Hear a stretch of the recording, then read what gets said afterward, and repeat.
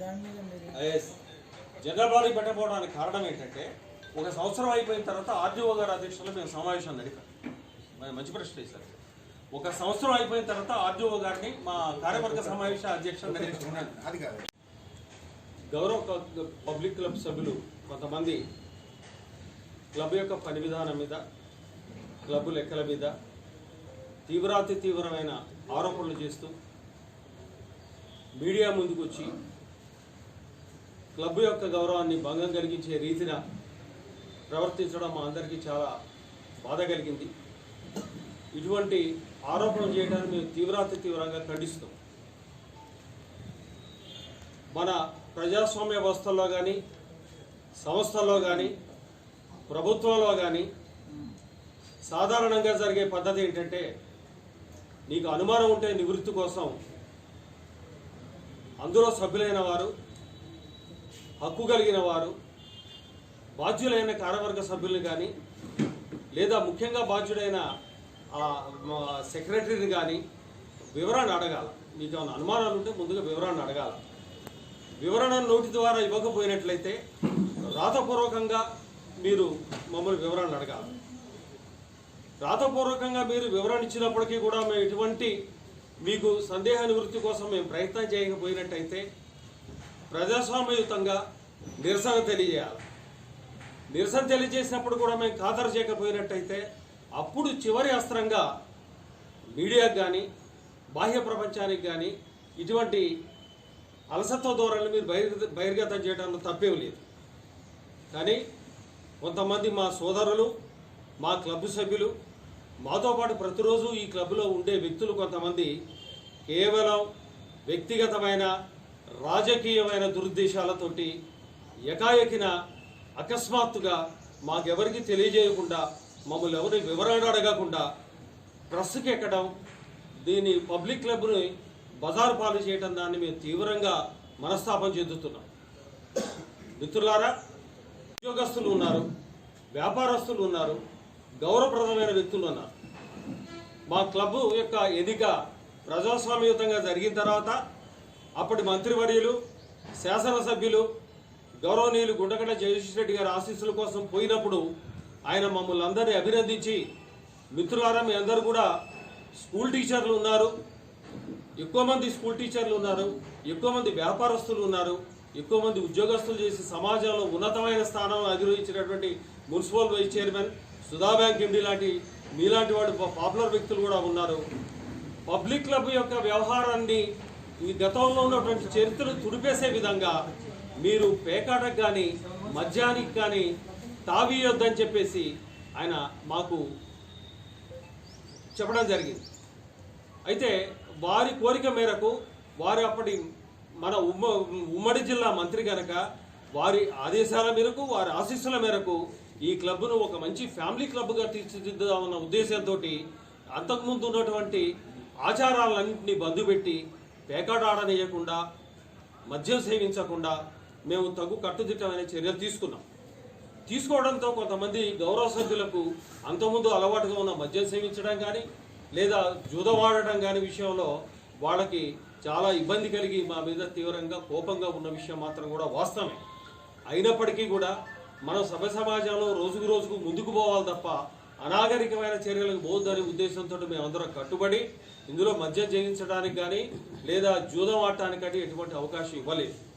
ఇక రెండో విషయానికి వస్తే, గత కార్యవర్గాలన్నీ ఎవరి కార్యవర్గ అవకాశం ఇస్తే వాళ్ళు సభ్యత్వాలు ఇబ్బడి ముబ్బడిగా వందలకి సభ్యత్వాలు వసూలు చేసి తద్వారా వచ్చిన డబ్బులన్నింటినీ నిధులు పోగు చేసి ఆ ఖర్చు విషయంలో సరైన వివరణ ఇవ్వక ప్రతి కార్యవర్గం కూడా బదనామైంది. ఎవరి మీద కూడా బదనాం కానటువంటి ఆరోపణలు లేని కార్యవర్గం లేదు. కానీ మేమందరం కూడా మొట్టమొదటి రోజు మేము ప్రమాణ స్వీకారం చేసిన రోజే మేమేమనుకున్నాం అంటే, మనం ఎటువంటి ఆర్థిక లావాదేవీలకు పాల్పడొద్దు, పారదర్శకంగా దుకాణాల మీద వచ్చే రసీదు ద్వారా వచ్చే అద్దెలు మాత్రమే జీతభత్యాలకు చెల్లించి మిగతా పైసలు మాత్రమే అభివృద్ధి కార్యక్రమాలు చేపట్టాలన్న నిర్ణయం, కఠినమైన నిర్ణయం తీసుకుని బయట నుంచి ఎటువంటి ఆదాయ వనరులు లేకుండా, బయట నుంచి ఎటువంటి వసూళ్లకు పాల్పడకుండా, బయట నుంచి ఎటువంటి ప్రలోభాలకు పాల్పడకుండా కేవలం రసీదు ద్వారా ఈ దుకాణాల ద్వారా వచ్చే డబ్బును మాత్రమే పోగు చేసి ఇందులో ఉన్న క్లబ్ వాయిస్ కానివ్వండి, కరెంటు బిల్లు కానివ్వండి, వాటర్ బిల్లు కానివ్వండి, పారిశుద్ధ్యాలు కానివ్వండి, వివిధ వ్యక్తులకు జీతాలు చెల్లించుకోవచ్చు. అతి కొద్ది మొత్తంలో గతంలో బూత్ బంగ్లా లాగున్నటువంటి ఈ క్లబ్ని, పందులు కుక్కలు దొరలాడుతున్న ఈ క్లబ్ని ఒక సుందరంగా అత్యద్భుతంగా తీర్చిదిద్దిన విషయం మీ అందరికీ తెలుసు. 20 నెలల క్రితం ఈ పబ్లిక్ క్లబ్ ఎట్లా ఉంది? ఒక బోర్డు లేదు, పెచ్చులు ఊడిపోయి ఎక్కడికక్కడికి ఇటుకలు రాలిపోయి సున్నం వేసే దిక్కులాక 30 సంవత్సరాల నుంచి కునారెల్లుతున్న బండలు లేచిపోయి బురదమయంగా ఉన్నటువంటి ఈ పబ్లిక్ క్లబ్ని మేమందరం భుజస్కంధాల మీద వేసుకుని ప్రతి రూపాయిని పవిత్రంగా ఖర్చు పెట్టాం. ప్రతి రూపాయి కూడా మేము జవాబుదారీగా ఉన్నాం. ప్రతి రూపాయిని కూడా మేము ఖర్చు పెట్టి ఈ పబ్లిక్ క్లబ్ చరిత్రలో ఒక సువర్ణాధ్యాయాన్ని లిఖించాము. మిత్రులారా, గతంలో ఈ క్లబ్ కొన్ని బకాయిలు ఉన్నాయి. ఆ బకాయిలన్నింటినీ వసూలు చేయడానికి మేము ప్రయత్నించాం. కానీ మా హయాంలో జరిగినటువంటి ఒప్పందాలకు మాకు సంబంధం లేని ఒప్పందాలని మేము వసూలు చేయడానికి మధ్యవర్తి ద్వారా, వకీళ్ల ద్వారా ప్రయత్నించినప్పటికీ కూడా ఆ బకాయిలు మేము వసూలు చేయలేకపోయినాం. తదుపరి మా బాధ్యతగా ఏం చేసాము, దాన్ని కోర్టుకు అప్పచెప్పి కోర్టు ద్వారా వాళ్ళకు నోటీసులు ఇచ్చి 2 వకీళ్లను పెట్టి వాళ్ళిద్దరి ద్వారా వసూలు చేయమని చెప్పారు. ఇక సాంస్కృతిక కార్యక్రమాలు, పెద్దిరెడ్డి గణేష్ అంటే వ్యక్తిగతంగా కూడా ప్రతి విలేక సోదరికి తెలుసు, ఎన్నో సాంస్కృతిక కార్యక్రమాలు మన వికాస వేదిక మీద బ్యానర్ మీద చేస్తాం తప్ప పబ్లిక్ క్లబ్ మీద చేసిన సాంస్కృతిక కార్యక్రమం కేవలం ఒక ప్రమాణ స్వీకారం రోజు తప్ప ఎప్పుడు కూడా మన సాంస్కృతిక కార్యక్రమాలు చేయలేదు. ఆ సాంస్కృతిక కార్యక్రమాలు చిన్న భాగం. అప్పుడు వచ్చినటువంటి వేలాది మంది పురవాసులు, మహిళలు, కుటుంబాలు అందరూ కుటుంబ సమేతంగా మా యొక్క ప్రమాణ స్వీకారాన్ని వీక్షిద్దామని వచ్చిన వాళ్ళకి కాస్త వినోదం పంచడానికి, విఐపీలు వచ్చే ముందు టైం గ్యాప్ కోసం చిన్న సాంస్కృతిక కార్యక్రమం తప్ప మిగతా సాంస్కృతిక కార్యక్రమాలు అన్నీ కూడా ఈ క్లబ్కి ఎటువంటి కూడా సంబంధం లేదని మీ ద్వారా మేము వినియోగించుకుంటున్నాం. దీన్ని కిలోల కొలవలు చేసి పెద్ద పెద్ద పదజాలం ఉపయోగించి ఇట్లా క్లబ్ యొక్క పేరు ప్రదర్శనలు నాశనం చేయడం కరెక్ట్ కాదు. ఇవాళ మనం ఉంటాం, రేపు ఇంకొకళ్ళు ఉంటారు, మనకు ముందు కూడా కొంతమంది ఉన్నారు. ఈ క్లబ్ అనేది నిరంతరంగా కొనసాగే ఒక ప్రవాహం. ఇందులో ఎవరు మంచి చేశారు, ఎవరు చెడ్డ చేశారు అన్నది ప్రతి ఒక్కరికి తెలుసు. మేము మాత్రం ఈ పబ్లిక్ క్లబ్ యొక్క అకౌంట్స్ని చార్టర్డ్ అకౌంటెంట్ ద్వారా మొత్తం ఆడిట్ చేయించి ప్రతి రూపాయిని కూడా సర్టిఫై చేయించి సభ్యుల ముందు ఇచ్చి సభ్యుల ఇంటింటికి పంపించి ఒక సమావేశం నిర్వహించి వాళ్ళందరితో ఒక జనరల్ బాడీ పెట్టి ప్రజాస్వామ్యయుతంగా రాబోయే 3 నెలల లోపల మళ్ళీ ఎన్నికలు జరుపుకోమని మేము గౌరవ ఆర్డీఓ గారికి అప్పచెప్తాం. ఈలోపే 3 నెలల కాలానికే తీవ్రమైన ఆరోపణలు చేయటం, మిత్రులారా మనందరం కూడా సూర్యాపేటలో అన్నదమ్ముల్లాగా బతికేవాళ్ళం.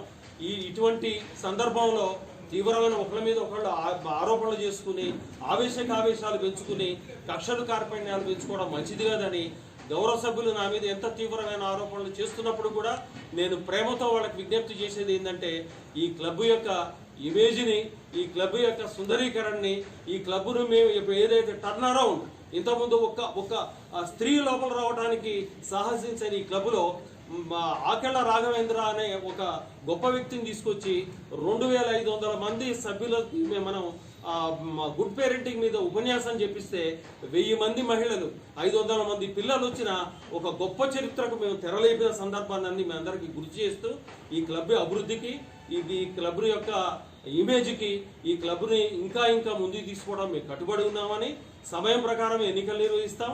అతి త్వరలో జనరల్ బాడీ నిర్వహించి ప్రతి ఒక్కరికి కూడా మేము లెక్కలు సమర్పిస్తాం. చార్టర్డ్ అకౌంటెంట్ ద్వారా సర్టిఫై చేసిన లెక్కలు చెప్తాం. అందులో తేడాలుంటే ప్రతి రూపాయికి నా కార్యవర్గం వ్యక్తిగతంగా పెద్దిరెడ్డి గణేష్ కూడా బాధ్యతని మీ ద్వారా తెలియజేస్తున్నాను. నమస్కారం.